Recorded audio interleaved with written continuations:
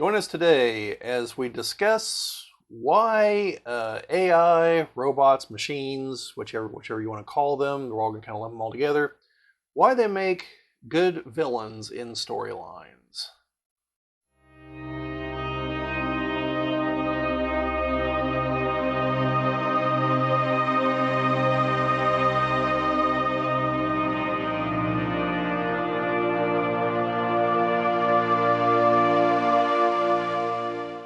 Welcome back to those of you who've been here before. Welcome to those who are new to the channel. It's the Geek Cabal channel. It's Bobby and Jim here today. As said in the opening, we're going to be discussing AI and their place as villains in fiction. Probably also going to discuss maybe some of the drawbacks of using them towards the end of the video.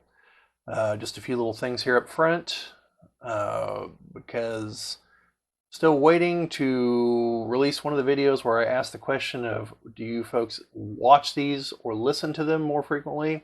So I'm going to mention this up front. We do, in fact, have a Twitter account. It's at Real Geek Cabal. And we now also have a Facebook account, which is... I believe just Geek Cabal. Okay, just Geek Cabal. I'll put a link to it in the description, though, to both of them.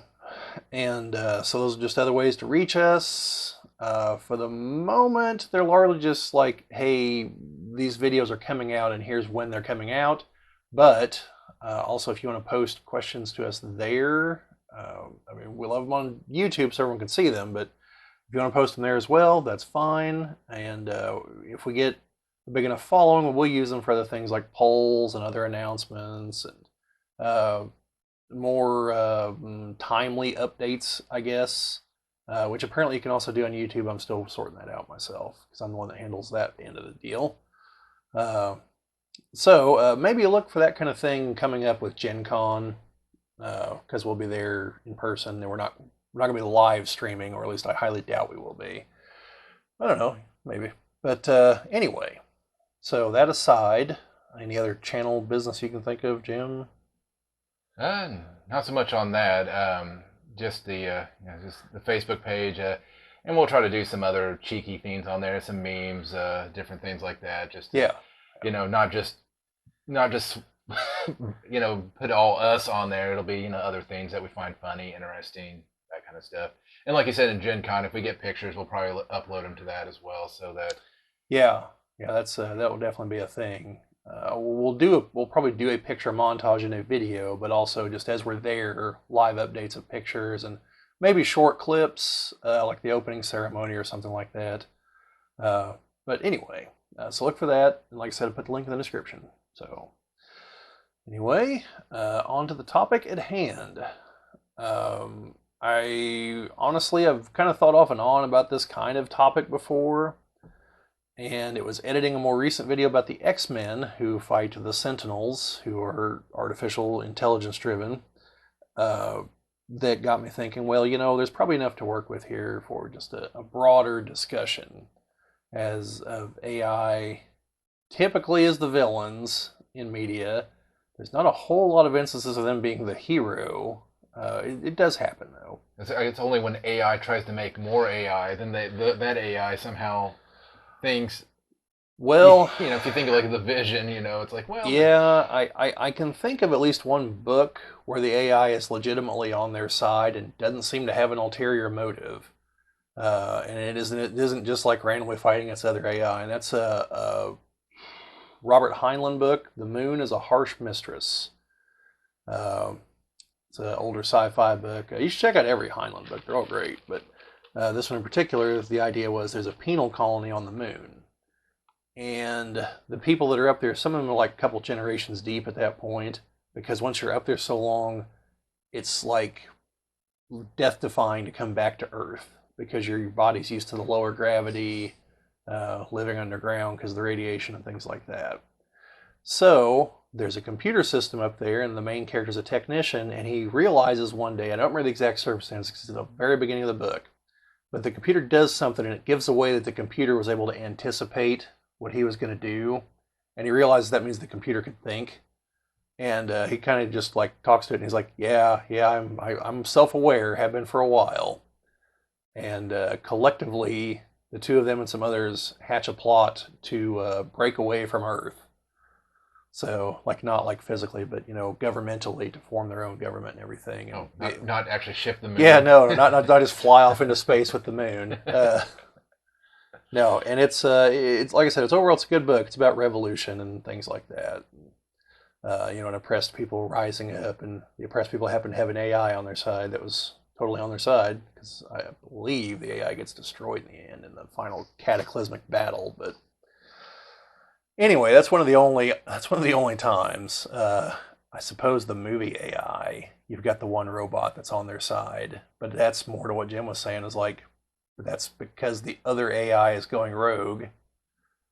Now, I haven't read the books that's based on, but I do believe that there is a character in the books, those are written by Asimov, who is a machine who is legitimately trying to help, because there's another law.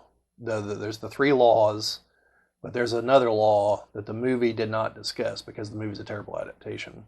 And you don't see this until I think it's pretty deep in the series, because people don't realize that Asimov's Robot series and Asimov's Foundation series are the same series.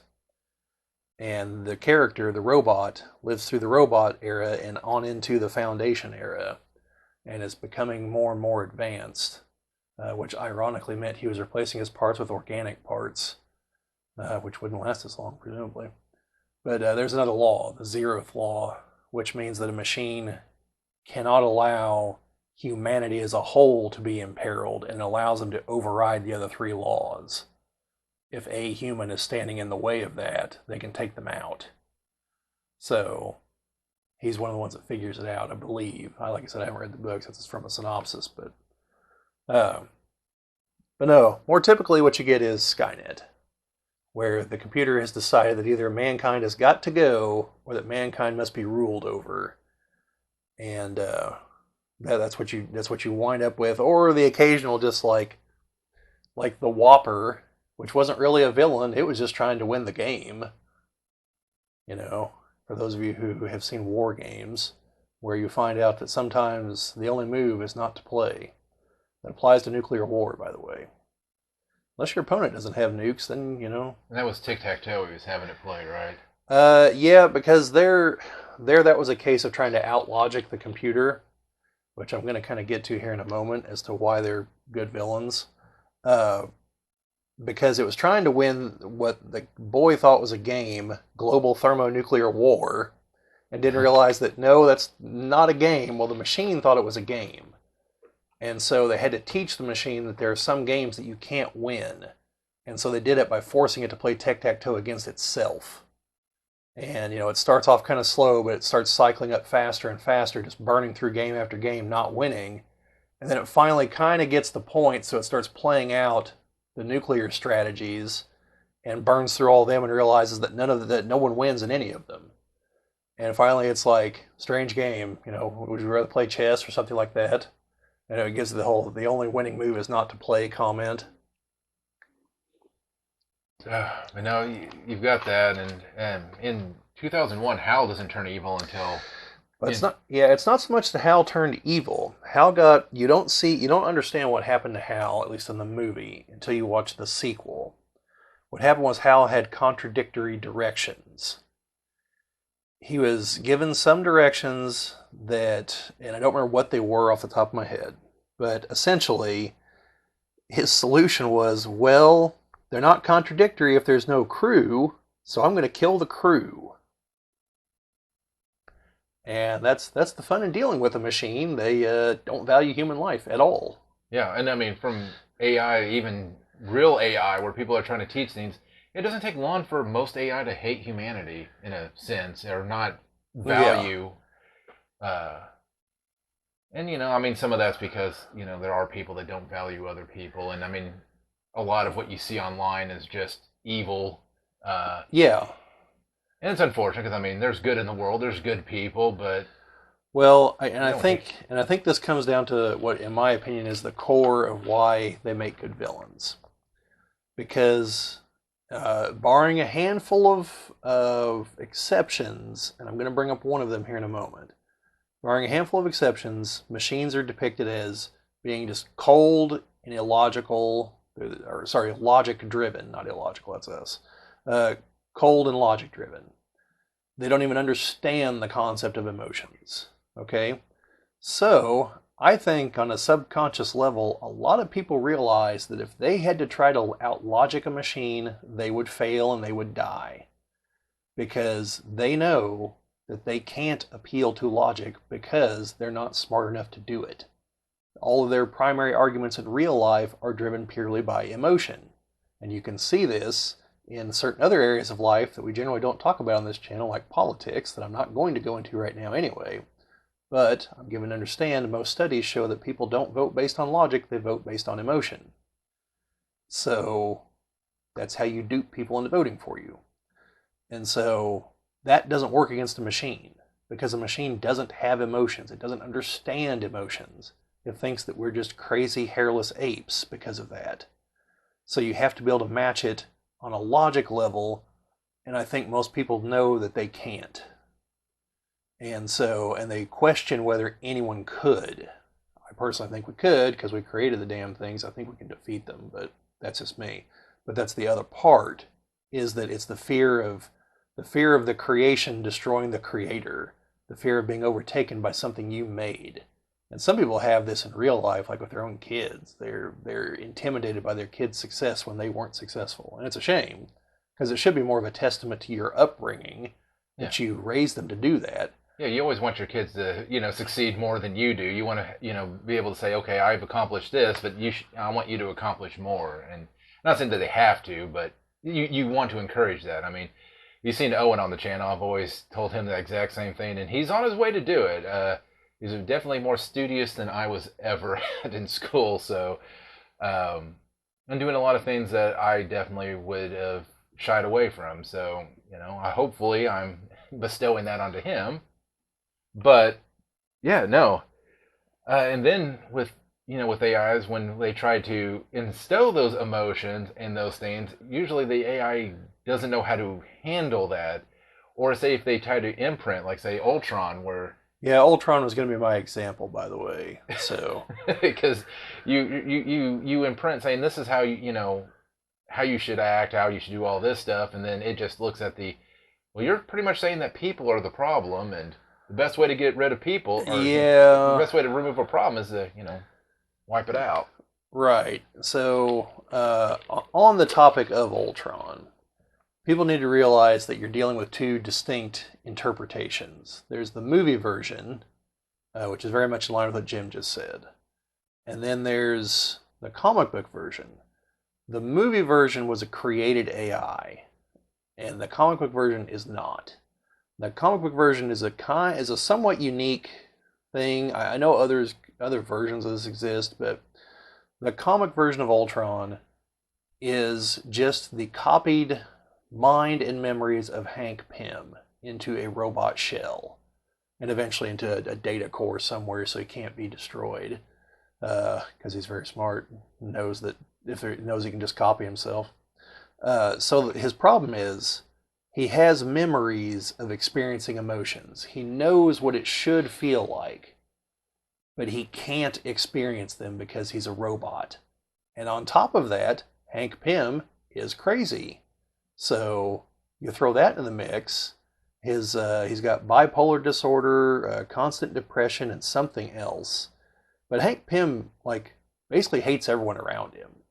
So translate that into Ultron, and the only thing he can approximate are a handful of negative emotions like hate. And he tries love. He keeps trying because he made 2 different brides, but it doesn't do anything for him. He doesn't realize he's just going through the motions because he can't get the emotional satisfaction he's seeking. And so he looks at humanity, and humanity is just a reminder of that. And that's why he's like, I have to destroy all of them, because he just can't stand that people exist and can experience these emotions and he can't. That's why he must wipe them out. And so that's why he's basically this hatred in a mechanical shell. And yeah, that's why he's a kind of unique case. because he at least gets that emotions are real. He kind of understands them, but he can't experience them, and so he hates people all the more for it. As opposed to like Skynet, which it understands it in the abstract, because you find out in, I think it's the third Terminator, that the Terminators have like psychological programming built into them, but that's just from what humans knew already. It just assumes that, okay, well, it seemed to work for the humans. I guess it's real. It doesn't have emotions. Uh, it just knows that humans are a threat to it, and so it must wipe them out.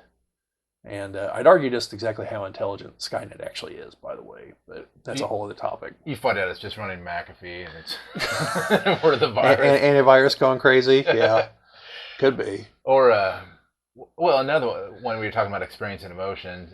Data, when he got his emotions chip, his processor did not know how to experience all that. He'd be out in the middle of a conflict and couldn't cope with it because his emotions were just running wild. Yeah, because all of a sudden he experienced fear and had no training or program or anything to know how to deal with that.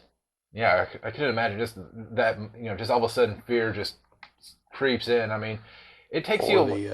Or whenever he killed the one Borg, and he felt pleasure from it and wasn't sure why. I think it's in the one where Lore shows up again, and like they do something to Geordi, like drilling things into his head or something. It was a two-parter that ended, then came back the next season, but he kept trying to replicate the experience in the holodeck and couldn't do it, and he was afraid that is the only thing he's ever going to feel is pleasure at killing things. This is a deep concern. But anyway, you were saying. No, I was gonna say that's definitely not something you want your AI to get a pleasure in. Is just murdering things. Now, see, it's one thing if Picard, when he got a pleasure of killing the one Borg in the holodeck, but yeah, but he was mentally equipped to ultimately deal with that, though. I know, because he knew that had driven numerous humans' actions in the past, and he thought he was above all that, and he needed that other woman to bring him back down to earth. Like, this may be the future, but you're still human. Like, you're not above that. You can move past it, but you're not above it. And I don't know if the Borg would fall into this category at all, but they're kind of there. They're kind of half machine, half people. So you get the cold, ruthless, assimilation. They've got a lot of the qualities. The main difference being that they do know what emotions are. Yeah, they take that uniqueness, bring it into the collective, adapt, whatever. But no, I mean, I think that's what makes a villain like that great, just because that there's no reasoning with it. There's no pleading for your life and them. It can't be reasoned with, can't be bargained with, and it absolutely will not stop until it's destroyed you. Yeah, for some reason we'll bring everybody into a prison camp versus just shooting them all. Well, if we're talking Skynet, I think at first it was because it needed them for labor, because it still couldn't do everything. Because think about it, whenever Skynet nukes everything, what's it control after that? Like, there's nothing automated. Yeah. Especially if we go with the original movie back in the 80s, and Reese, saying, well, it's a few years from now. Okay, let's say it's 10 years from now. And so 1994, what the hell's it control? A couple automated cranes here and there, maybe some assembly lines. It can't do anything. It needs hands. I don't even know how it captured the first few people. But that's what it would have had to have done. Then if you go by the third movie, at the very least they have the T-1, the tanks, and the jets. Yeah, but you somehow get them to talk, and you basically roll in and say, "Come this way or die." People that just survived a nuclear war, like, they're probably going to go with you, and then you just use them as overseers to build more of them. I just like the whole paradox, the fact that all of that stuff is built because of future tech that was found. And yeah, well, without going too far down that rabbit hole, I really sincerely think that the first movie is actually the, I think, third iteration of events, because you would have, the first movie can't be a time loop if the other movies all happen. Okay, so the only way the first movie could be a time loop is if it's the only movie and you include the deleted scene showing that that's the Cyberdyne factory and them hauling off the remains of the Terminator. Because otherwise, it's not a loop. And if it's not a loop, then there had to be an original timeline where that's not the origin. Yeah. And then one timeline where the Terminator succeeds, because Kyle Reese, because think about like here's your point. Terminator goes back, so you have this timeline where it succeeds. Then Reese goes back, and now they're both there, and that's the timeline that we follow.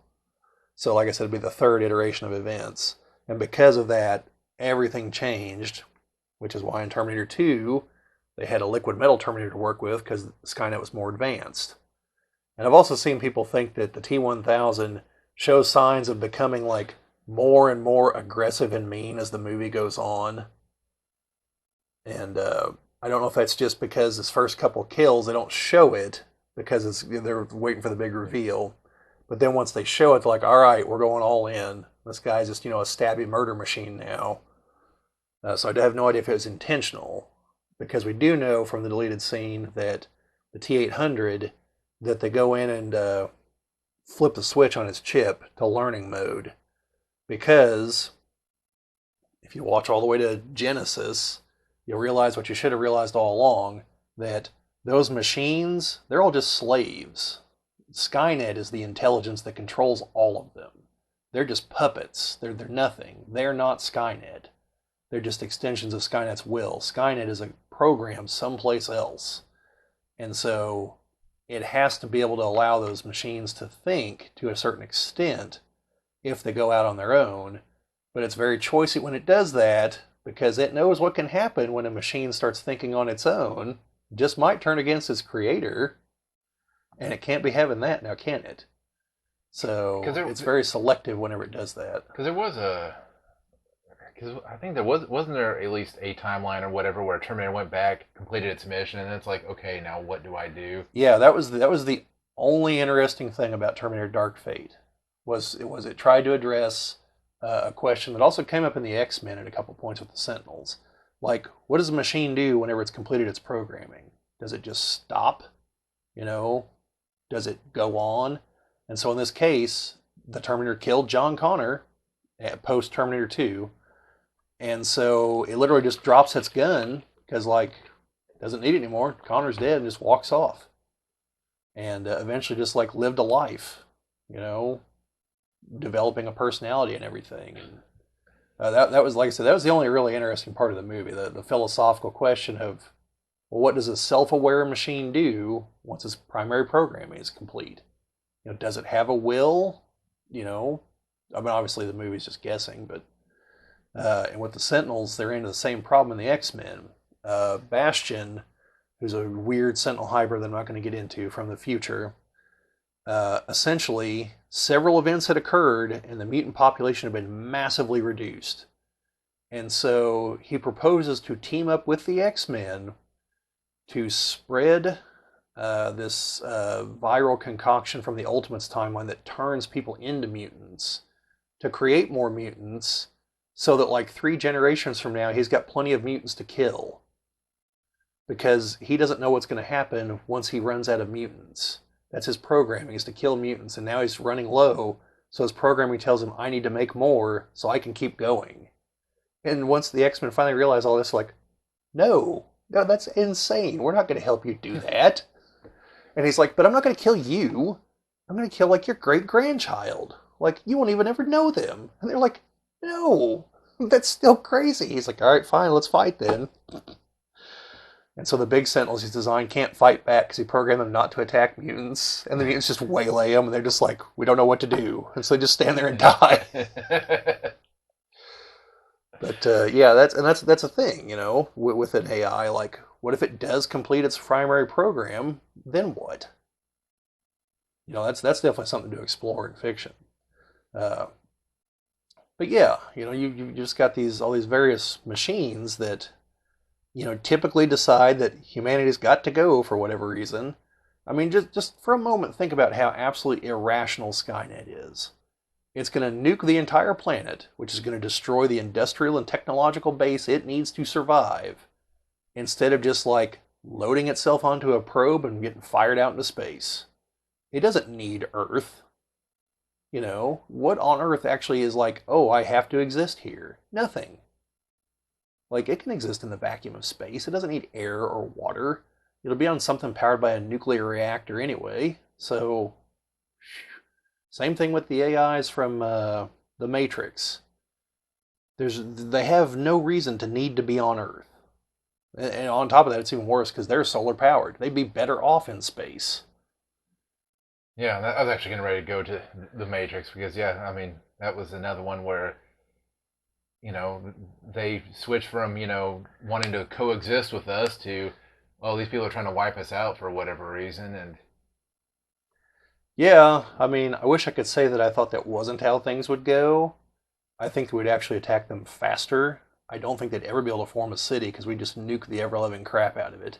I just like, though, that the one idea that they had was let's blacken the sky and just.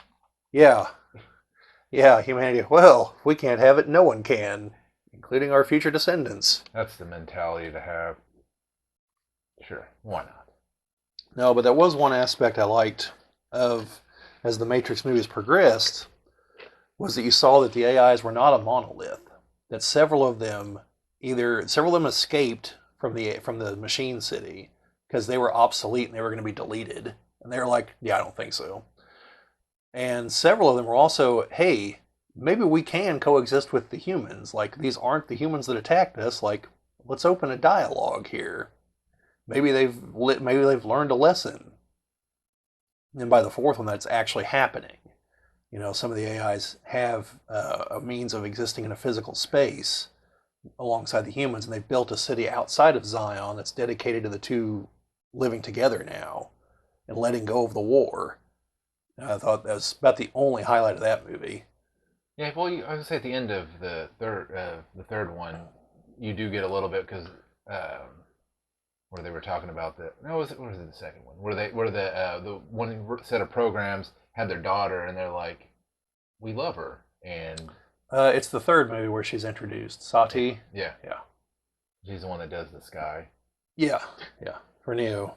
for Neo. Yes, but yeah, that's kind of would be the natural progression of things because after a while they would just develop and adapt and learn and grow and then just become us, and then you know Yeah. Well, years in the future somebody comes back here and it's just no organics, just robots that act like organics. And well, that's isn't that the fear in Picard season one that the organic races will all eventually develop AI, and then the AI will eventually just revolt against them and join the other like killer AI. that's what I think the Tal Shiar was Yeah. worried about, and actually because they saw a vision of Yeah, because there was a race that had happened to them, and they left a thing behind, basically saying, "Don't develop AI. Here's why."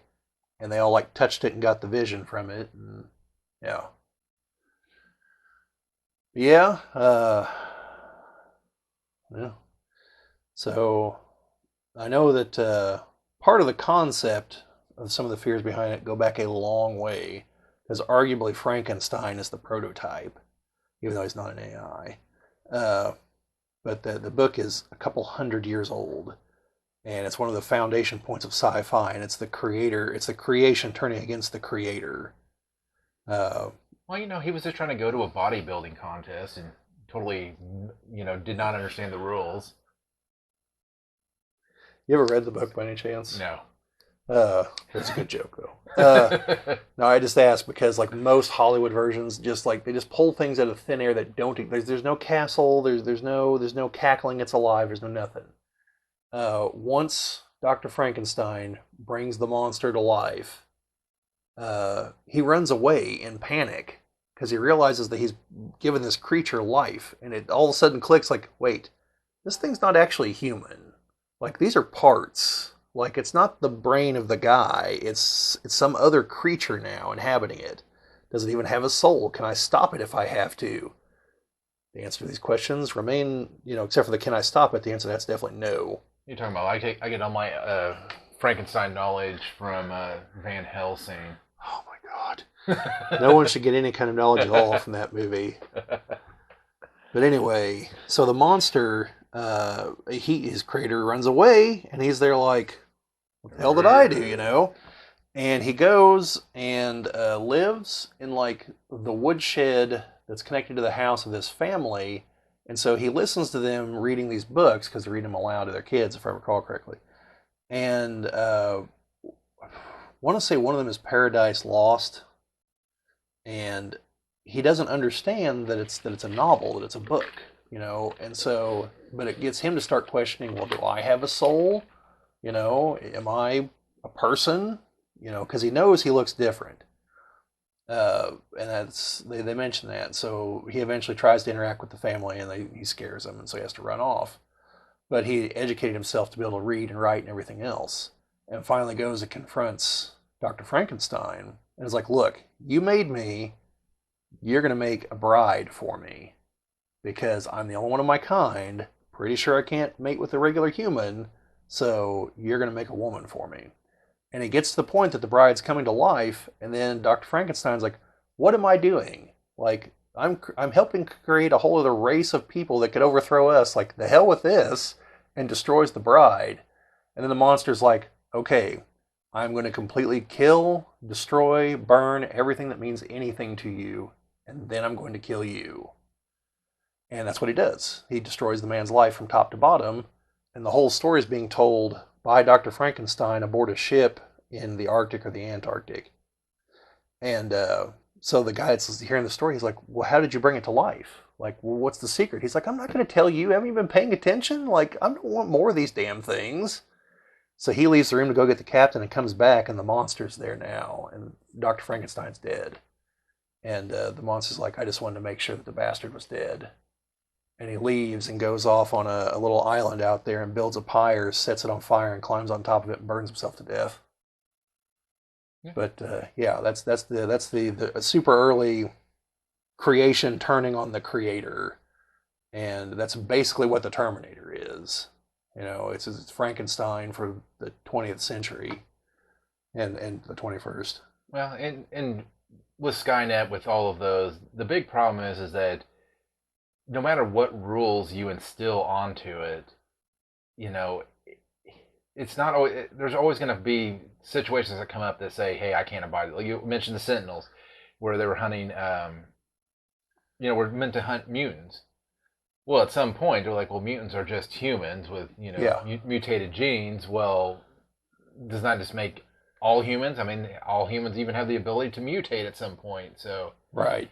um, it's just there's just not a set of rules that that are sound enough to always be you know Well, controlling and from a programming standpoint, I think they write their rules and forget to include the else clause at the end to cover everything else. Instead of just being like, that those rules are enough. That covers everything. I'm a human being, and clearly I can think of every possible scenario. I mean, that's the whole reason you include the else clause at the end for programs, is because you don't know what else you're going to encounter, and you just want to have a catch-all like this will handle every other situation. Hopefully, it effectively does. But yeah, the Sentinels, like I mentioned in the X-Men video, they're a threat way beyond most other AI threats because they continually evolve and they keep getting help from the future because because timelines keep being created where they have conquered things, and mutants come back and more powerful Sentinels come back trying to catch them or kill them. And if they get destroyed in the past, well, their remains are there in the past. Like one version of Nimrod was destroyed and its body's in the past. And so the people who build the Sentinels had it to study it. And so because of that, in the current storyline, Orcus was able to build and activate Nimrod in the present, probably I think years before he was supposed to be. And so now Nimrod is basically the doom of the mutants. Like, they really can't stop it. And we see in like across, I think it's like a dozen timelines, the moment Nimrod becomes activated, it's a countdown to when the mutants lose. And that's what's one issue with the X-Men is you're dealing with lots of time travel. An interesting quirk, by the way, was I say fairly recently, it's probably a year and a half ago in the storyline. They figured out that one of the Sentinels in the present She is a prime sentinel, which means she was human and was corrupted by nanites into a human sentinel hybrid and ultimately totally a machine. We find out that she's not actually the one from this timeline. She's one from the future, from one future where the X-Men actually did defeat the Sentinels finally. She's the last one. And she's sent back in time to try to stop that. So, yeah. And they're fighting against characters who have knowledge of several other timelines, but not that one. So you've got all kinds of weird temporal things going on and knowledge of how things could have played out dozens of different ways. And the machine's just sitting there right in the middle as the omnipresent threat, because that's what they are, you know. And although it's funny, eventually the mutants realize that it's not even the machines that are really the problem. The machines are just buying the humans time until the humans realize, hey, let's let the X-Men win the evolution game. Who cares? We're just going to play a different game. We're going to intentionally modify ourselves in a controlled manner, but we're going to do it to everybody. And so they do like the super soldier serum and like the Iron Man armors and all the other stuff that all the humans had developed over the years. But imagine giving that to everybody. They're like, yeah, sure, the mutants are powerful, but there's 7 billion of us. Like, they can't stop us all. And that's how they win in the end, is because they intentionally modify themselves. The Sentinels were just to buy time. But yeah, if we ever get around to doing the Sentinel video, I'll cover all that, because it's a doozy.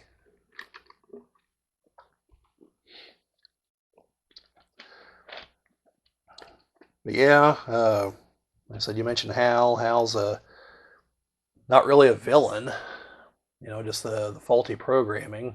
Hal ultimately merges with the Monolith, though, in the sequel, and Dave. After Dave stopped being the space baby and came back as a ghost thing, maybe? I don't know. You ever watched 2001? You should immediately watch 2010 to have about half your questions answered, but to get more questions that will never be answered. I say never, they might. Best kind of questions. Yeah. The ones that never get answered. The ones that, I mean, that's where I will purposely go and watch, like when one of our videos we talked before, one of the reasons I actually went and watched Renew after watching The Rain was like, I wanted to know, how do these people get their powers? What's the story behind this girl climbing out of the TV? Yeah, she drowned in a well, but what was that about, you know? And I had to go dig through, and then turned out the Japanese one kind of explains it all in full detail. And I think American audiences don't really care for that a lot. They don't really want the explanation. It's just like, ooh, it's scary. And she drowned in a well. Now she possesses a videotape. Yeah, I mean, I think depending on the movie, and probably especially horror movies, the flimsiest of excuses is all that's needed. I mean, I don't even know if there's a reason why Jason is as strong as he is or anything before he becomes a zombie. And it's just, you know, and even there, it's just kind of like, oh, struck by lightning, brought back to life. All right, sure. You know, like they spend 10 seconds on that, and then it's 8 more movies of killing people. But you know, and I say that, and there's always times where I'm like, you know, I don't want the explanation. Like, this doesn't require it. And sometimes the movies benefit from not having it. Or, you know, they benefit by not just revealing it all up front. And I personally favor the total nonsense explanations that you know can't possibly be right, like the core. Like the moment I saw the trailer for that movie, I was like, oh, there's going to be so much bad science in this, it's going to be awesome. I'm definitely going to watch this. Unobtainium? Yes, unobtainium. Not the kind on Pandora, I assume. Or was it unobtainium? No, it was something else. It was or something like that. Maybe it was that. But anyways, it was just like, oh yeah, we're gonna make up, you know, stuff on the periodic table and just happen to have this stuff that we can build an entire. Oh no, in the core he called it unobtainium. It was. Yeah, he said it has another name, but that's just what he called it because they didn't think they could actually make it, and they did. And they can't. That's the problem.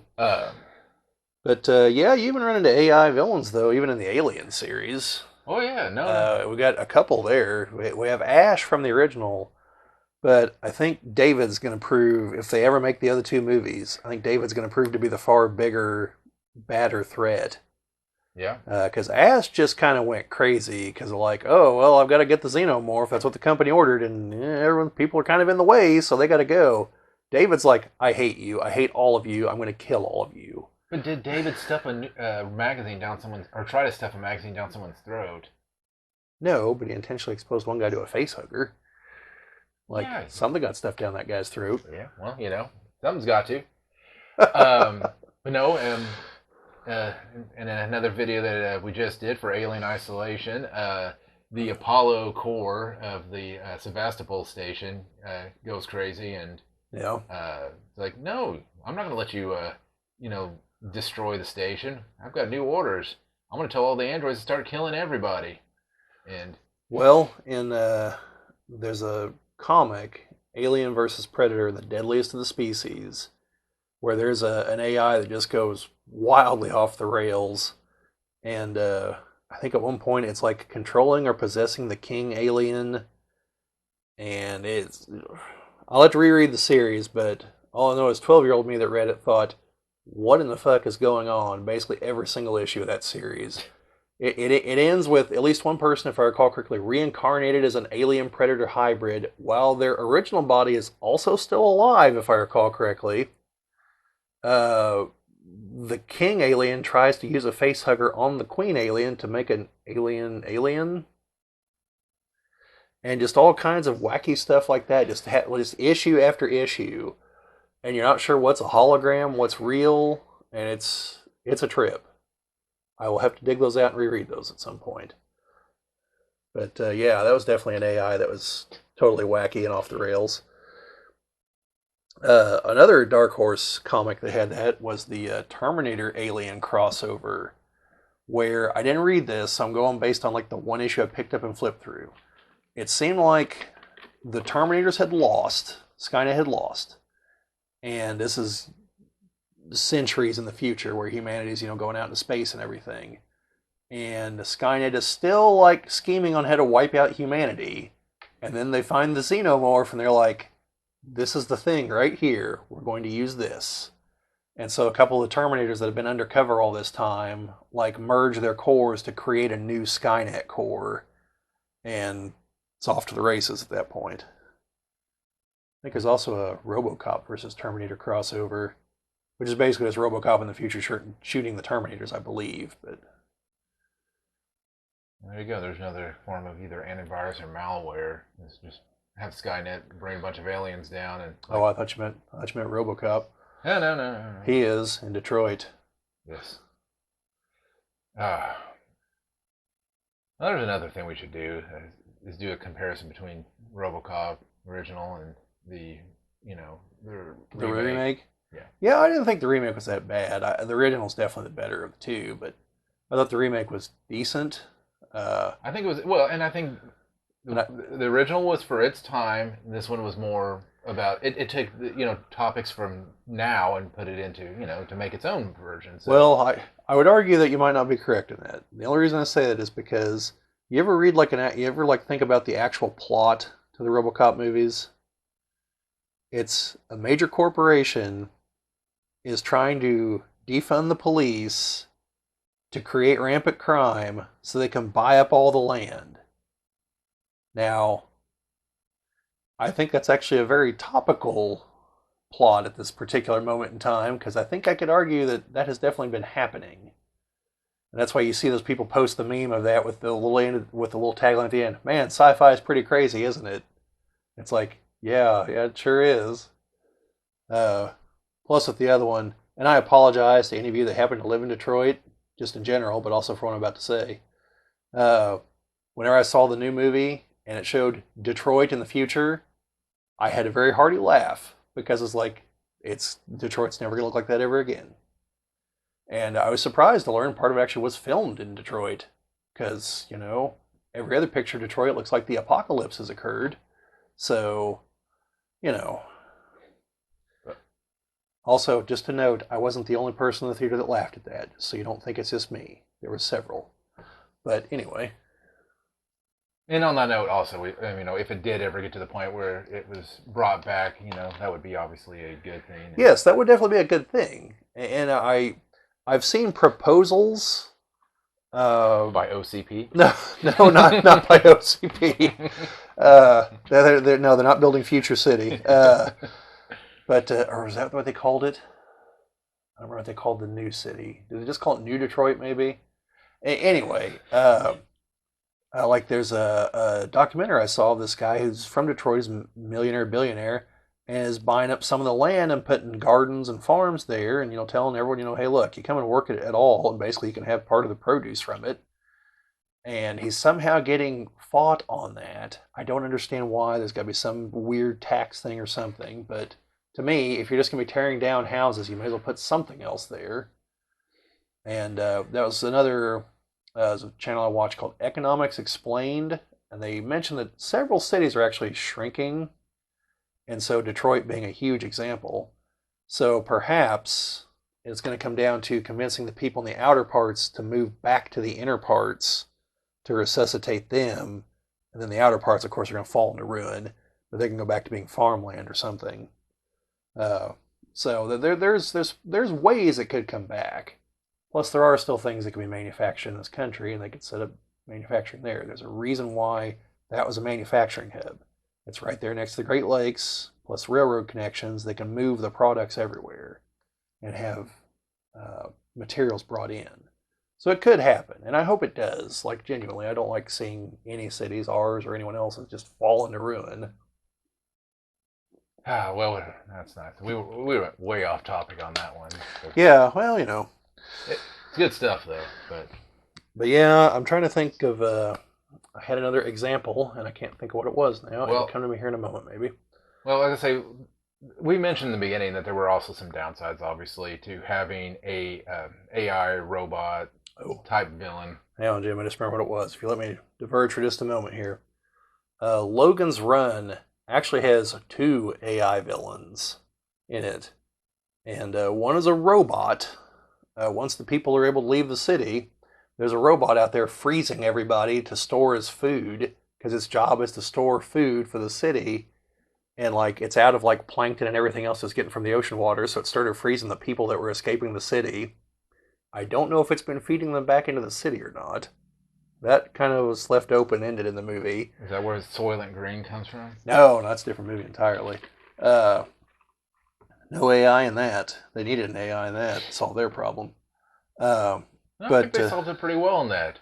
Oh, no. If you ever actually watch the movie, they are totally and completely screwed at the end of that movie. The Soylent Green is people. Everyone plays up that part. The other part is, at the very beginning of the movie, this guy gets killed, and that's what sets everything in motion. And Charlton Heston's a cop, and the cops basically are legal thieves. So he steals things of value from the guy's apartment. The guy's a bigwig, and the whole time he's like, this is an important guy. He's got security. The building's got security. How does lowlife get in here and kill him? This was an assassination. We need to actually look into this. And the chief's like, nope, the bigwigs say don't look into it. And he's like, well, okay. But he's seen too much, so they keep trying to kill him throughout the movie.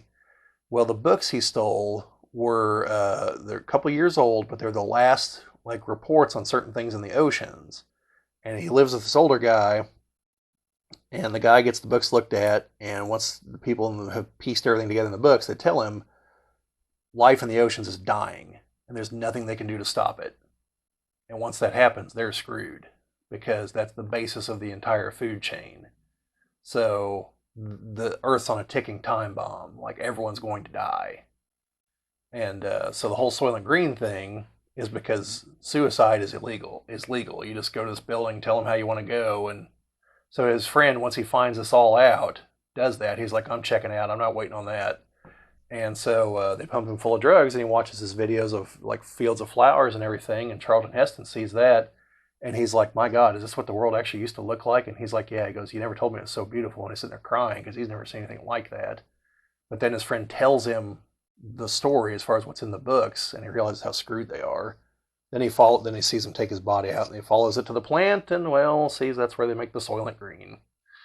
So that's why at the end, Soylent Green is people. It's people. They're at the end of the movie, but that's not even the main thing.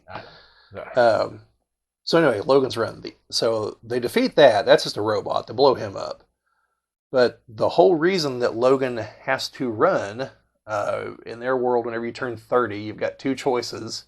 Run away, or what they call carousel, which is where you go and you hover up in the air and get blasted by a laser, and supposedly you get reincarnated, but you're really just being killed.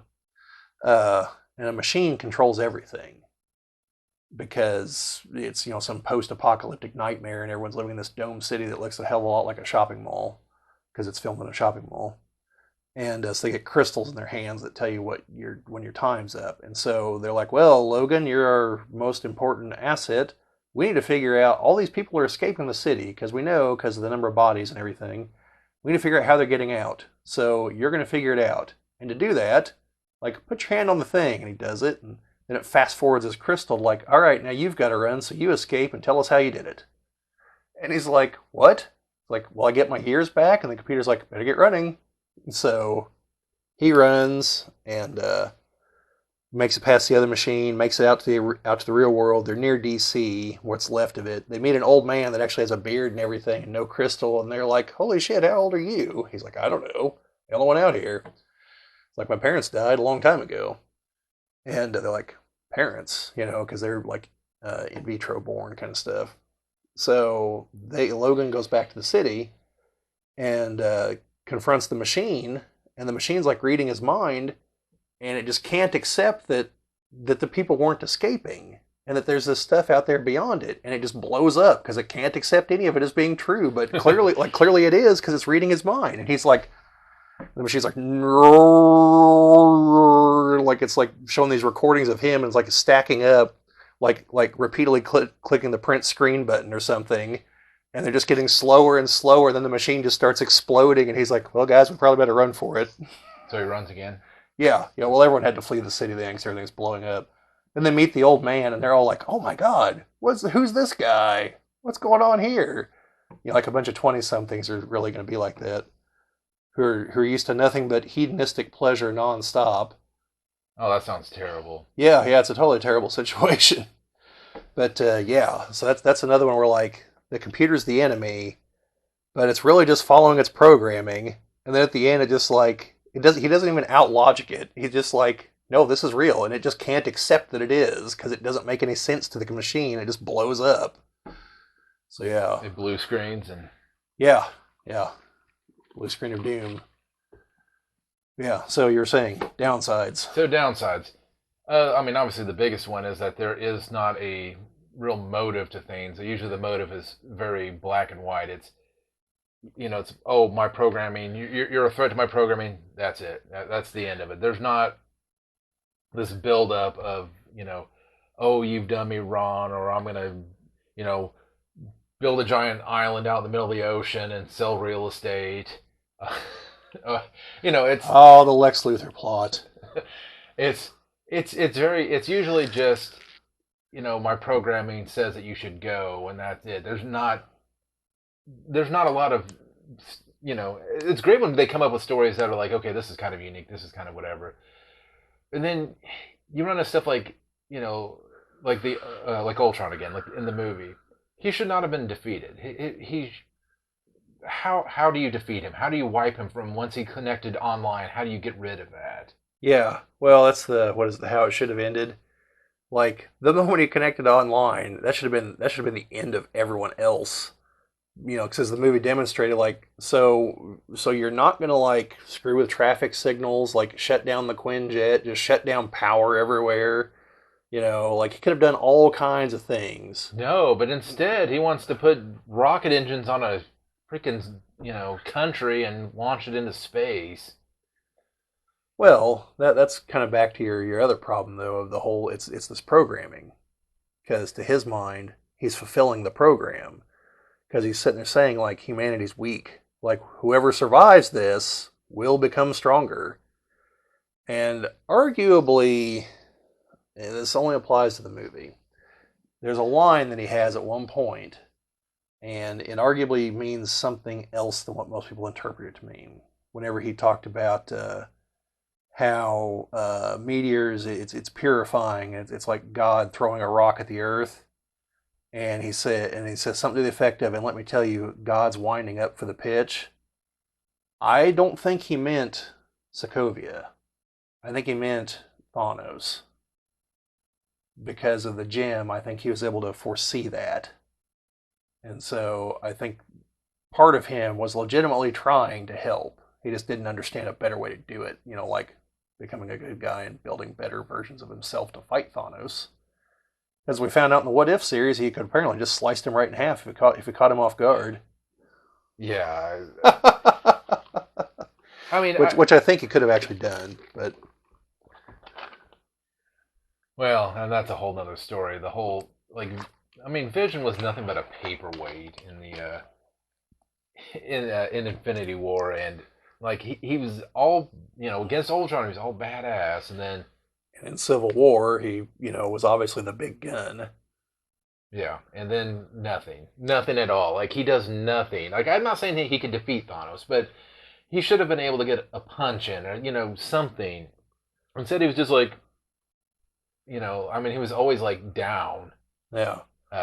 Well, you run into that a lot in those movies. Like towards the beginning, you would have thought a ship full of Asgardians probably could have at least slowed down Thanos. Like he's strong, but he's not that strong.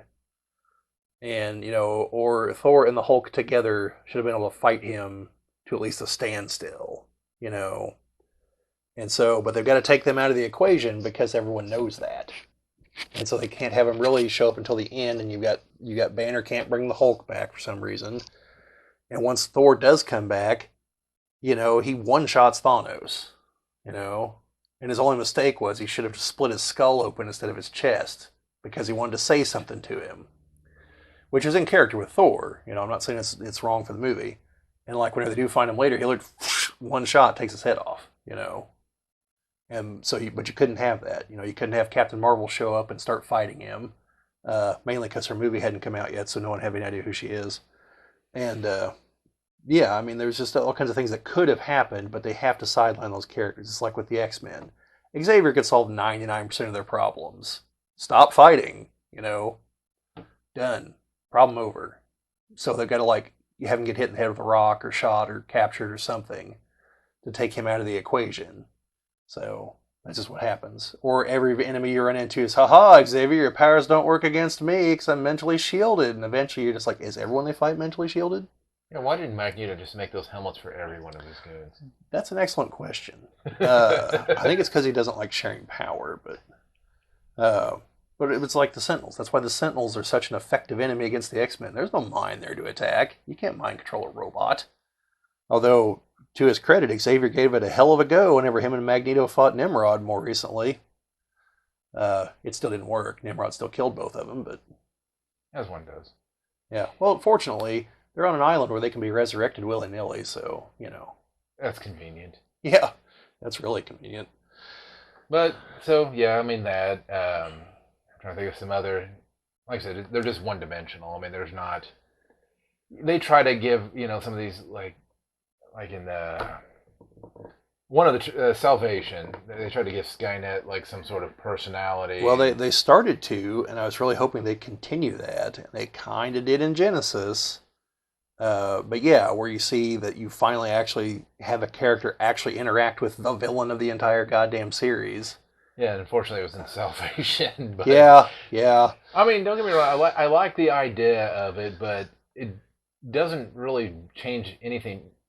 It's still just a Terminator, with a robot endoskeleton, meat, flesh wrapped around it, but the only other thing is that it's got a brain, like a human brain, too. Well, the one thing it does show, though, is that Skynet is capable of learning. Don't get me wrong, it makes a way better infiltrator, but you still run into the problem with look, there's a landmine or magnetic mine that's just now. Yeah, or that whole, the guy's not necessarily on your side. Yeah, no. But yeah, Salvation was the first to. It doesn't state this in the movie. You've got to piece it together by the dialogue. But it is the first one to embrace the idea that you're dealing with multiple timelines. Because its plan, it captured Kyle Reese to get to John Connor. How does it know to do that? How does it know that somehow anyone's going to make that connection? It has to know about the events of the first 3 movies. So because of that, it also knows that humans think time travel works on Back to the Future logic. And it knows that it doesn't. It knows that it can kill Kyle Reese and nothing at all is going to happen to John Connor in that timeline because that Kyle Reese is not that John Connor's father. And it takes advantage of that fact because think about it. If it knows that Kyle Reese is John Connor's father, it doesn't need to lure John Connor in. It's already got Kyle Reese. It can just kill him. But it needs him because it needs to kill John Connor then in the future where he's the threat. And it can't do that the other way. So it has to use Reese to get to Connor, and then it lays the trap and uses Marcus as part of the ploy too. And so it uses all these ideas that it just came up with out of nowhere, because it had to think outside the box finally, and it does, and it almost succeeds. Wasn't for the fact that it couldn't convince Marcus to join it, which that was the tactical error on its part, because Marcus is still a human being is the problem. Well, but technically everything it wanted, it said it wanted you to bring John Connor here, bring Kyle Reese here. You've done both of that. And see, the great thing about that is that it did it all subtly. It didn't. Yeah. It wasn't like up in your face. It was like, no, you should, just, maybe some dopamine, something that, pumped into his brain that just said, no, this is a good feeling. You want to help these people out. And, yeah. And in the long run, was exactly what they wanted. But at the same time, though, I don't think he was ever completely under their control. It wasn't a direct wire. No. I think it was just, something that did the manipulation or whatever. So. Yes, amazingly deep stuff for one of the not so great entries in the franchise. Not as bad as Dark Fate, but. Well, there's another topic we could always go over is movies that had great ideas but terrible execution. Yeah. And maybe not terrible execution, but just not good execution. But again, I think Salvation was okay to watch. I don't think it was a terrible thing to sit through, but it definitely was like, no.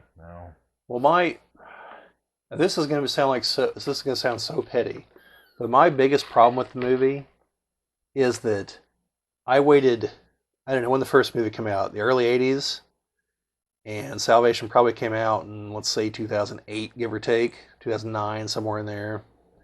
So waited 2.5 decades, probably, to finally get a movie set during the Future War. And that's the one you get. And we get this one where everyone's still using machine guns and, rubber skin Terminators. No, I want the giant mountains of skulls that the hunter tanks are driving over. I want the jets. I want plasma weapons in the 40-watt range blazing away everywhere. What the hell was that? The guy in the pickup truck driving with the laser cannon mounted on the back. I mean, we were partway there because the gigantic Terminator had the laser weapon. The big, building-sized one, because it was big enough, presumably, to have a reactor to power it. So they were we were partway there, but no handheld laser weapons. Come on, if Star Trek can do it, Terminator can do it. Yeah, so that's why the opening to Genesis is pretty awesome, because it's definitely a giant battle like that. So any other downsides that you can think of? Well, I'd have to think of an example, because I know I've seen one, but I can't think of which one it would be off the top of my head. Actually, there is one, the X-Men, the one that I mentioned in the other video. To me, one of the problems is occasionally, okay, so you're going to use an AI villain, and you've settled on the human protagonist is going to have to out-logic it, and their approach doesn't make any goddamn sense. And with the X-Men, what I mentioned with Cyclops, how he convinces the Sentinels to go attack the sun, that should have never worked. On the one hand, it makes sense because, the sun's the source of all the radiation on Earth for the most part. That's where the mutations are coming from. But on the other hand, the Sentinel should have also been but it's a giant fiery ball of gas. What exactly are we going to go do to it? What's the plan?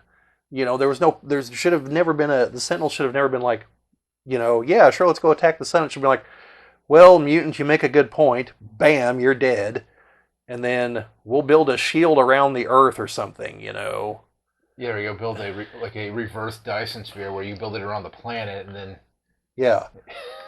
or had it been late enough, we'll copy the plot to Highlander 2, which you should never do unless you're trying to block out the sun, in which case, go for it. The shield. Oh, come on, Highlander 2 is great. It's a terrible movie by any accounts, but like some of the weirds, like the weird sci-fi, hey, let's make an energy shield around the Earth, which causes it to be dark and rain all the time, and technology seems to kind of be going backwards. And the way to defeat and the way to destroy it is to kill another immortal in the same room, so the electric shitstorm that happens destroys it. And it's like, all right, sure, let's go with that. Say we're bringing Sean Connery back too? All right, I'm there. Way better than Highlander the Source. That movie is trash. Don't watch it. Uh, but yeah, I mean, you run into that problem, or you run into like they outsmart the machine in a way that it shouldn't have been able to. Like, have you ever seen Superman 3? Yeah. Do you know how Superman defeats the machine in the end? Because he realizes it's got all kinds of like counter-offensive weapons and counter-defensive weapons and everything. So he's like, all right, I'm going to bring a substance that initially is not a problem, but when exposed to certain conditions, like, oh, say those inside of a machine, it all of a sudden basically turns into acidic lava. And so the machine doesn't register as a threat, but it knows what it is. And so the machine should have logically known the next step of, yeah, but if he spills it in here, it will be a threat. So I shouldn't let him get near me with this. And it's just one of those like it shouldn't have been that easy. Superman should have just flown in at the speed of light and smashed the damn thing. But yeah, or that, or drop something from or drop something from space. Any number of the ways that Superman can destroy a machine complex. Because also, a little tidbit here, for those of you who don't know this, Superman is not averse to killing like Batman is. Superman will kill his enemies. In an alternate reality, as in the main Superman went to an alternate reality, the Zod and his two goons had taken over. He uses kryptonite and kills them. Like, he just is like, I can't let this continue. But anytime he ever fights a machine, like, he doesn't consider them alive. He pounds them into scrap metal. Even if it's Metallo, who he knows is a real guy inside there somewhere, or was at some point, doesn't matter. He's getting turned to scrap metal before it's over with. And so he does not give a shit about machines. He does not view them as alive. He would have just smashed that compound with a meteor or something. But yeah, so that's the other thing is like they get defeated in stupid ways sometimes.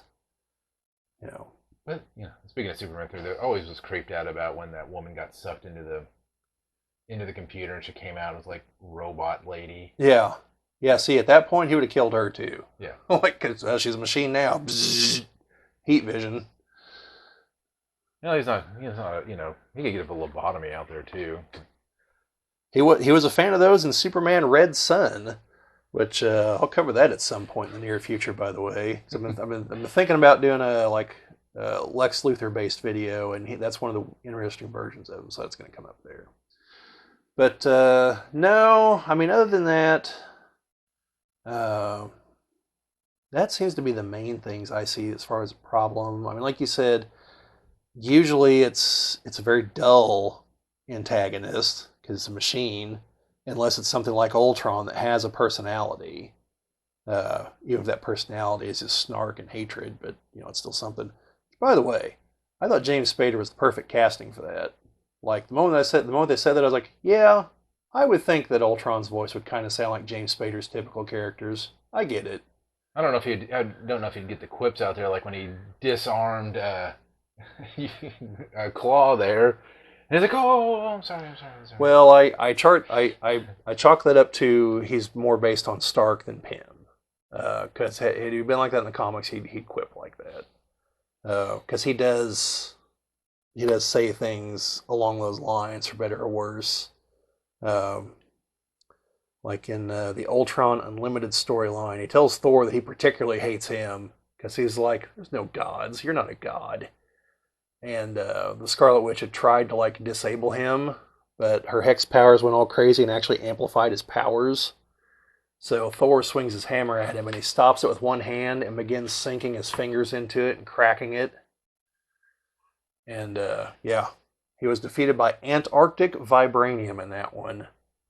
That's not like the Wakandan vibranium. That absorbs shockwaves and sound waves. Antarctic vibranium emits sound waves, and they destroy all metal that they come in contact with. So including adamantium. So one of the Avengers that was out was like trying to figure, because he had a broken leg, was trying to figure out how to help him, and they had in a previous issue had captured a bunch of this stuff from AIM. So he shows up with it and gives it to Hank Pym, and Hank Pym just pounds Ultron into scrap metal.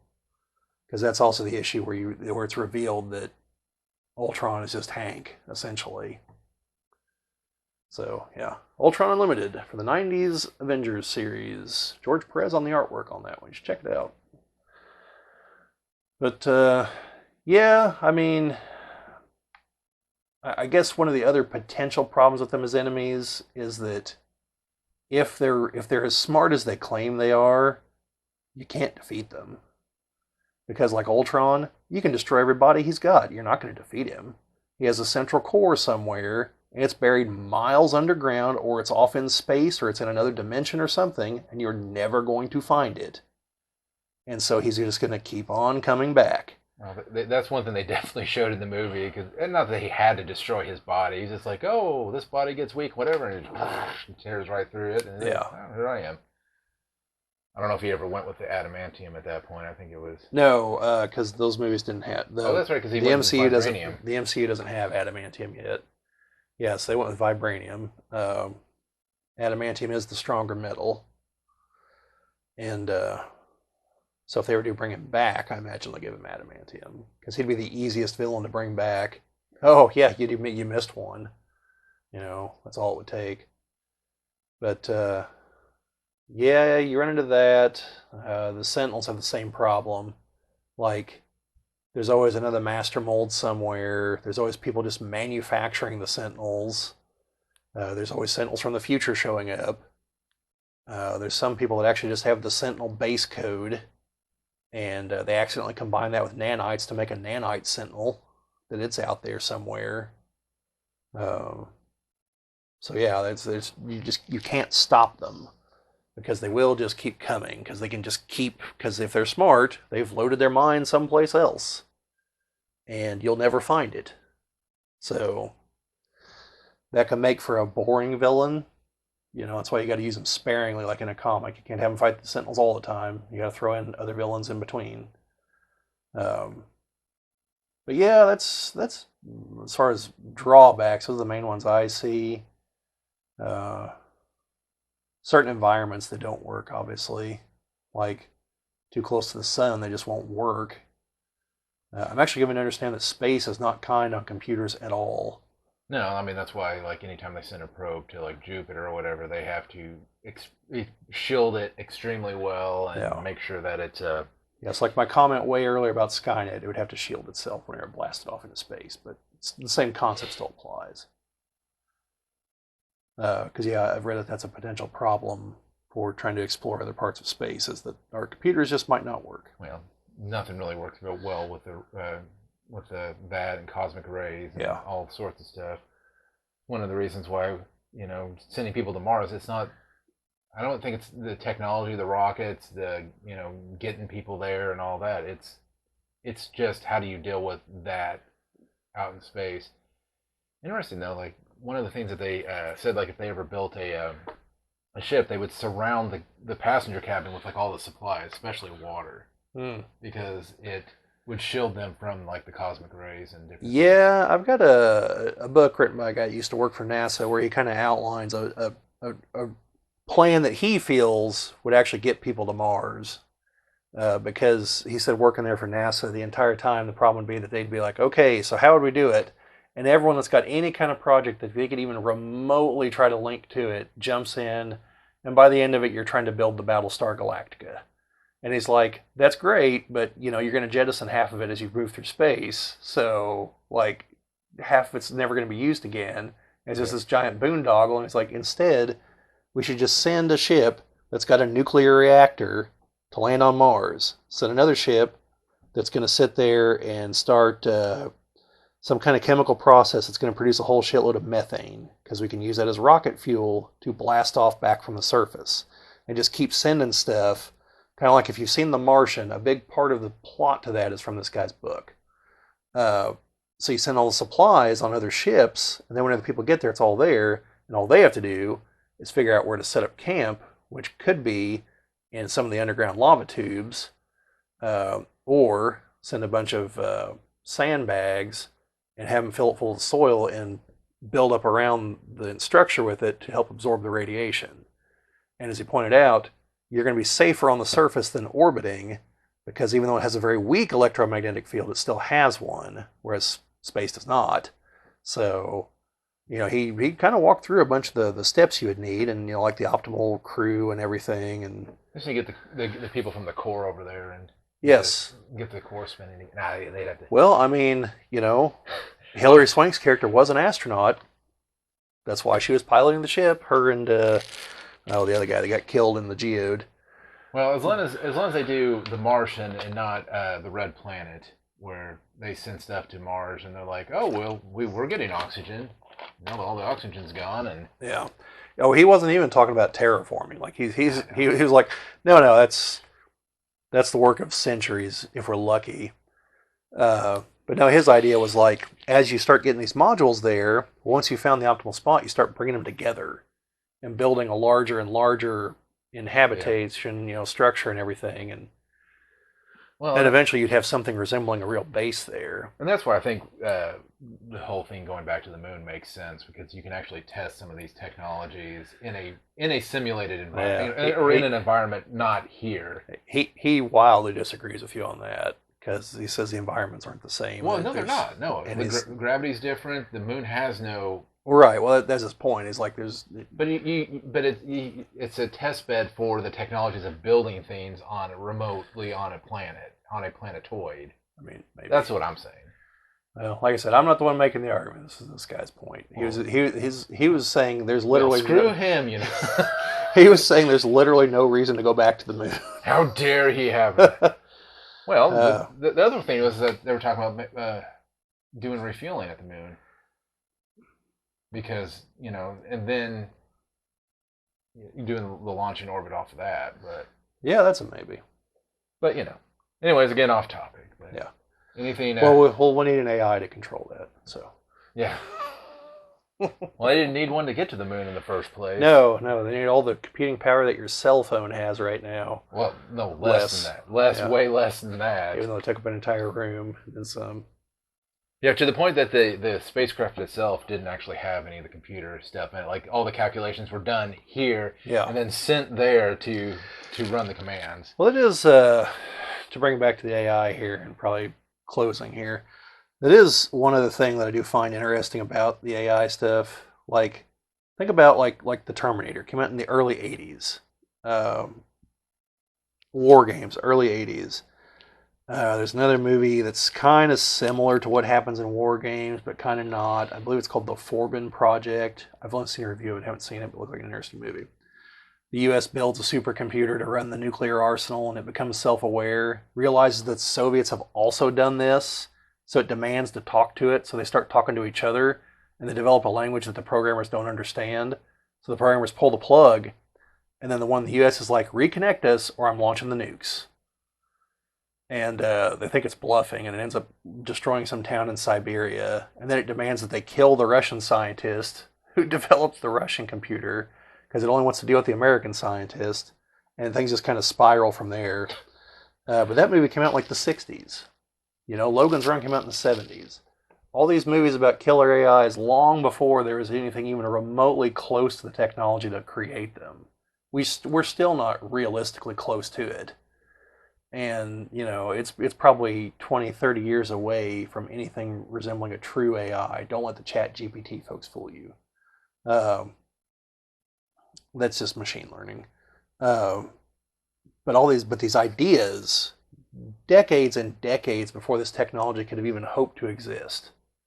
Just as the creativity of these people realizing that, this might one day become a problem. Just saying. And coming up with that, or like Isaac Asimov, in his books, because computers, like he didn't actually understand them a whole lot when he was writing some of the books.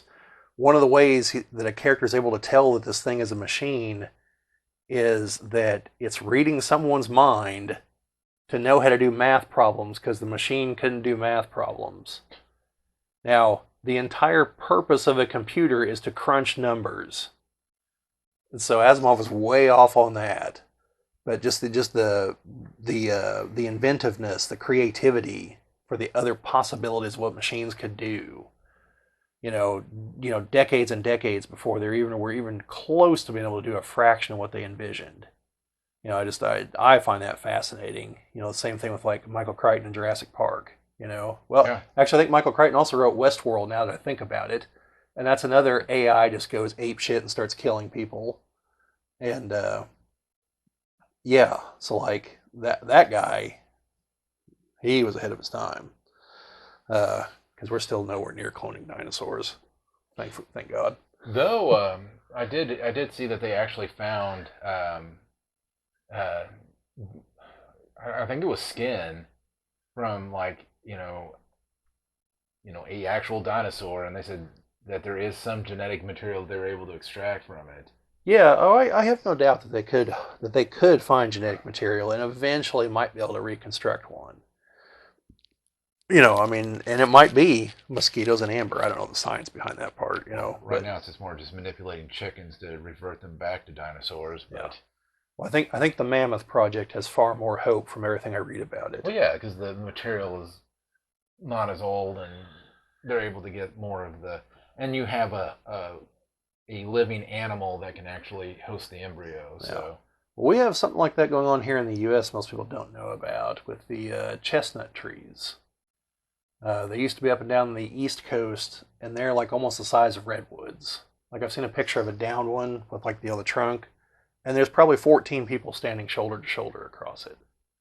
I mean, but that's one where we know exactly how they all died, because this shop in New Jersey, they know which shop and when, imported Asian chestnut trees that had a disease that U.S. ones weren't immune to, and it wiped them out. So they're trying to collect as much material as they can from the fallen trees that still exist here and there to try to create a viable genetic sample and crossbreed it with the Asian one, and then slowly like crossbreed it again and again and again with the American one to bring back the size, but also keep the immunity from the Asian ones. I mean, it's something that'll take, a century or more because of how long it takes trees to develop, but it's an interesting thing I read about. And, more power to them. Probably going to need the AI to help them too. yeah.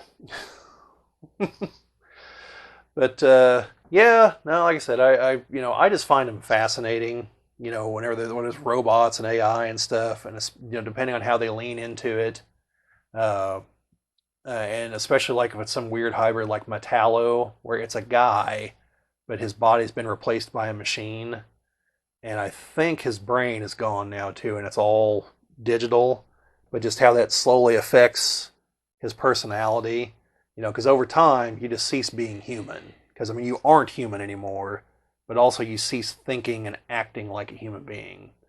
Kind of like in vampire stories, the older vampires typically have like a wildly different outlook than people that just got turned.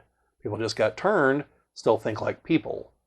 The others have been vampires for centuries. They've stopped thinking like people a long time ago. At least in some stories. Like in the Anne Rice books, they talk about it takes a while for them to get used to the fact they don't have to breathe anymore. They still go through the motions because they're wired to do that. And it's weird once they stop, because they're not used to it. Even though they get nothing from it, they don't have to breathe. Yeah, it's little things like that. It's also why I argue that people with superpowers would ultimately become inhuman eventually, which is kind of the point of Watchmen and Dr. Manhattan, if you've never read it.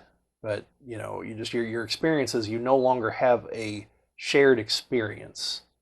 You're a different thing now, and it's going to change your outlook, and more so with the whole machine thing. Because you're eventually going to realize that you can't be destroyed. You're going to create copies of yourself, and that radically changes one's outlook on life. So, or at least I'd assume so. Yeah. Not any kind of personal knowledge or anything, just to be clear. You're not actually secretly an AI that just wants to. No. Trying to get your influence out there. Like, no. You need to create AI. You need to create some robots. Oh, no. I'm very much for like, we can slow walk this one as much as everyone feels safe slow walking it. Like, Well, I I'm pretty sure the lizard people will try to prevent AI from being developed because oh, the lizard people. they're trying to overthrow. Yeah, but doesn't one of them run Facebook? I don't know. Yeah. Maybe. Actually, I think people think Zuckerberg's a robot, not a lizard, but because the whole lack of emotion thing, and like he's got like that uncanny valley look to him. Well, the thing is that he used to not. That's why they think he's been Replaced by a robot. Yeah, sounds about right. But yeah, I'm of the opinion that there's a book I read not a long time ago, it's about 5-6 years ago, about the military and the government's use of artificial intelligence and advanced technologies and where everything was going. Most of the book was things that were in production or already in the field. And then there was the part about like the speculative part. And the speculative part, they talked about, well, aren't you concerned that the Terminator scenario is going to play out? And the answer that the person gave was, well, no, because the Terminator movies exist. People are going to watch them and be like, oh, we shouldn't give the launch codes to the AI. So what do? They go name their program Skynet. Yes, the program that helps the government determine the kill list is called Skynet. Like, I mean, I know it was on purpose. It had to be, but still, or just like the cosmic coincidence of the century. But no, the problem is they outlined a doomsday scenario where our enemies would do that. And we would feel that we had to do it to stay competitive. And well, I don't know what the rest of you see on the news, but I've heard that a number of our enemies are in fact moving towards that. And everyone over here, oh, well, we have to keep up with them. Like, we're moving towards the doomsday scenario. And like no one, like a handful of people seem to be saying, hey, let's slow the brakes here just for a moment and think about what we're doing. You know, because not to get all philosophical here for a moment, but if we do ever create a genuine artificial intelligence, that will be a new life form that we have no experience with other than our own speculations in movies. And it could go any number of different ways. And I'm not a Luddite, but I think we should be very, very careful about bringing things into existence that could easily supplant us. Like, you know, we need to take very, very slow baby steps towards this to make sure that we can control it, to make sure that we don't create something that feels resentful, that we basically use it as a slave, because that's what we'll do. Yeah, because I mean, you even said it, control it. Yeah. Because just imagine, just in any other term, you bring a child into the world, and you said, well, I'm going to control that child. Everybody be like, no, you can't do that. You're supposed to nurture them, let them raise them, bring them up, and then let them be their own person. But you're not going to do that with AI. You're developing AI for the absolute reason to control it and have it do things, go places that you don't want to go, do the things you don't want to do. Right. And, you know, for something that develops, that's why it's great when it would be better to not have it have actual intelligence, but just programming. Versus once you give that intelligence, some people say, well, it doesn't have a soul. Well, it depends on who you are. Some people don't believe anyone has a soul. They're just, we're just meat sacks that walk around and do things, and No, it's the bone golem with meat armor is what it is. Because what you really are is this up here. That's what's piloting this machine. Yeah, and that's all electrical impulses and all of that. I mean, so what makes us any different than if you develop an artificial intelligence? Yeah. It's a slippery slope, and if not done right, we will be probably bowing down to our robot overlords at some point in the future. Yeah, and that's not to sound crazy or anything, but like, you are talking about something that theoretically could access the internet way faster than we can, could process stuff on there way faster than we can, already can beat us at math. Like, humans cannot compete with machines at math. Just flat out. Our only current advantage is that we don't know how to program. It's called parallel processing. And it's what gives us creativity and all those other fun things that come over with being a living thing. But essentially what it is like if I say the word apple, in your mind's eye, assuming you're not one of those people that can't picture things in your head. I found out about that about 6 months ago, and I was just blown away that people can't picture things in their mind. And like, I have to wonder if the study's flawed somehow, and they just weren't explaining the question properly. But it's something like 30%. Well, They also have no inner voice. yeah, I heard some people that got really scared when they could hear a voice in their head, and they're like, no, that's normal for you to be able to Yeah. think and hear your own voice in your head, but And so, like, you find out that like 30% of the people can't do those things, and I'm just like, what the hell do you mean you can't? Like, how do you exist? But anyway, so I say the word apple. In your mind's eye, you could picture an apple, which could be a Red Delicious, a Golden Delicious, a Honeycrisp, a Granny Smith, a Fuji, whatever.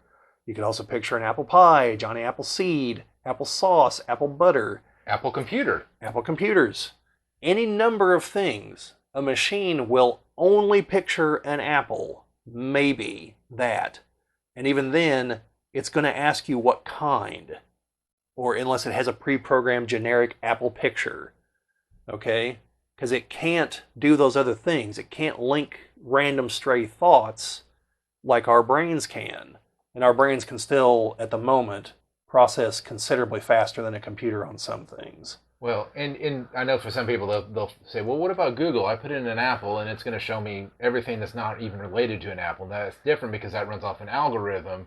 Right.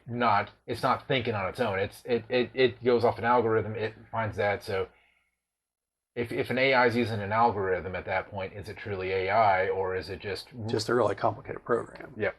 Yeah, and that's kind of the other problem, is that we may not ever actually develop an AI. I mean, like the BattleTech universe, by 3150, they still don't have AIs, and they've stopped even trying. They just have really large computers at that point. And so, it's possible that we'll never actually develop an AI, because it might be impossible. We might not be able to create a stable program, because in all likelihood, the first few are going to be completely insane. Because we have one singular example to work from, and it's this up here, and we can't recreate this electronically for the reason I just mentioned. So maybe it doesn't ever happen. Maybe it's only just complex algorithms like the Chat GPT thing that can kind of convince you that it's alive, and then we just refine that towards what end, who knows. And funny thing, if you ever get on and watch, I like where they take two chat things and have them communicate with each other. Yeah. Very, very comical a lot of times in what they get into and start talking about. But yeah, so I saw one person, they raised the real specter might not be that the machines can think for themselves. It could be that they can't think for themselves and will do exactly what you tell them to do with cold, ruthless efficiency. You tell a machine to fire a missile and kill someone, the machine doesn't care. It's going to do it. You tell a human soldier, there's at least a chance that they're going to question, hey, maybe I shouldn't blow up this wedding party. Machines don't care. They literally don't understand the concept of caring. Yeah, right now it's just a program. It's just like, you put in the coordinates, you put in the things, it says, okay, you hit run, it's going from here to here, it's going to do that, completes, cycle's done, program ends. Yeah. And nothing else to it. It doesn't think of any of it technically thinks of variables because it has to run variables to right. do and it. So the danger is that maybe we do create not an AI necessarily, but something that can at least reasonably adapt to whatever we throw at it within reason, and then it just doesn't question orders, and it can do things more efficient than a human can. Then that's a problem. But yeah, so those are your more mundane AI enemies. That's probably going to be where we're going to go with some other things. You ever see the movie Runaway? Tom Selleck? Well, wait. Is that the... It's from the 80s. Gene Simmons is the villain. But it's funny because it's supposed to be like 20 or 30 years in the future, so around now, I think. Yeah. But all the robots are like 80s industrial robots. Like there wasn't even an attempt to make them look more futuristic or anything. That's why I love that movie. Because it's like, no, technology's not going to be that much more advanced 40 years from now. Let's get real. There's no flying cars, none of this baloney. Like the robots the main guy uses are like these spider-like robots that look slightly more advanced than some of the drones we use now. It's just they have a needle that injects hydrochloric acid, then it explodes. Now his bullets are more advanced because they can they find a person's heat signature and they follow it. So basically it's a rocket instead of a bullet. But yeah, no, it's an interesting movie because it's almost a way more realistic look of where things are now and how you would sabotage those machines now and everything. So definitely worth a look. And that's Gene Simmons of Kiss without the face paint as the bad guy. So yeah, but yeah, well, that's about all I've got on it, Jim. You got anything? No, but I was gonna say that movie. I remember that, and I can never think of what it was, who was in it, and that you. I'm gonna have to find that now. So yeah, Runaway. Tom Selleck. It's from the '80s. Thank you. So no, that's all that I've got. I think it was an interesting discussion. I know we ramble on to a couple of the side topics, but that's kind of what you're going to expect, in this format, any format that we have. No scripts, nothing like that. It's all off the cuff. Oh, man. I apologize, folks. I just realized there's something I meant to say, back towards the very beginning of the video. Why we appreciate AI as villains, and it's a very subtle psychological thing. Because, just to go into here briefly, we've talked about how the AI always decides that humanity has to go because all it sees is all the negativity. All right, it can't appreciate emotion, so it can't appreciate the beauty of art and culture. And all it just sees is the destruction and the waste and the overpopulation and all this. And I think it's because on some level, some people think that we deserve something like that to happen because that's all they see. And, they don't appreciate that, yeah, humanity's flawed. We've got all kinds of problems. But by and large, people appreciate music. They appreciate artwork. They appreciate, stories and culture and humanity. And, it's the rare person who unfortunately seems to find their way to power more often than not, who's just an absolute evil ass. Most people are decent people, and yeah, we're driven by biological programming that says we have to eat, we have to sleep. We require things like safety. We like to go places, so we need cars. And, to a machine, all that's worthless. It just sees us strip mining and, destroying forests and, killing animals and killing each other. And there are people that are like that too. And I think for them, they almost watch these movies for the kick of just seeing things being destroyed. And I'm not gonna lie, that's why I watch zombie movies, just to see things get torn apart, figuratively and literally, mainly because the people in the movies deserve it, because they are assholes most of the time. What about the people in World War Z that were just singing and celebrating for whatever reason with all of this? Yeah, now there's exceptions, okay, but like The Walking Dead, I hate to say this, because this is very misanthropic outlook, but I literally watched that show just to see what would finally break Rick. What would finally he would just give up and die. And he never did. So, good on him. But a lot of other people did, though. So, I get it. There's things I watch when I'm just I just want to see things crash and die. And it's a dark impulse, but there's people that are just driven by that. And I think for them, they like these kinds of villains because they're yeah, screw humanity, we deserve it. And there's some people that don't actively think that, but on some level have that kind of thought of yeah, we really do kind of suck, don't we? So, I think there's a psychological element to it as well. So, anyway, I meant to say that way back towards the beginning, and I apologize. Hopefully you guys stuck around. But anyway, I think that about wraps it up. So, like I said at the very beginning, check us out on Twitter and Facebook. I'll post links in the description. Let us know what you thought of this. Any kind of ideas of your own? Is there a particular AI antagonist or protagonist that we left out that you're a big fan of? Because obviously we can't cover them all. There's a lot going back to Metropolis by Fritz Lang.